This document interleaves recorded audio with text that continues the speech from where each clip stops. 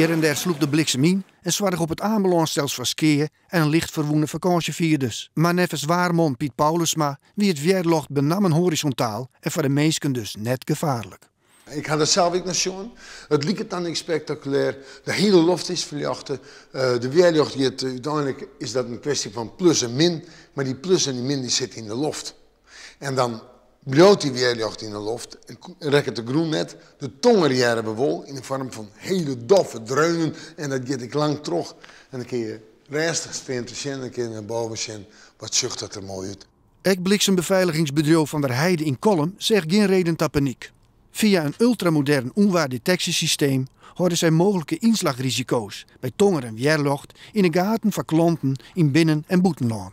Wat we vannacht hebben gezien is twee complexen. Eigenlijk één complex over de noordkust van Friesland. Met name bewogen over Ameland, Terschelling en Schiermonnikoog. Er zijn veel weerlichten geweest, dus ik kan me voorstellen dat mensen wakker zijn geworden van het weerlicht. Omdat er tussen de wolken heel veel activiteit was. Het was eigenlijk voor het onweerseizoen waar we nu in zitten, van half augustus tot half september, een modale bui. Dus eigenlijk een normale bui.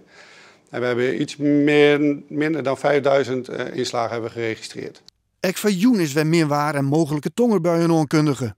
Maar nevens Piet Paulusma kunnen we rustig sliepen gaan. De buienactiviteit zal weer opzetten komen. Maar ik denk dat het minder zwier of minder spectaculair wordt als de aankomende nacht. Ik denk dat het minder breed wordt, meer in het kust- en waardgebied en nog het noorden-westelijke pad van de provincie. Maar ik denk dat het minder 4 uur de hele provincie komt en we verwachten zich wat minder wetter.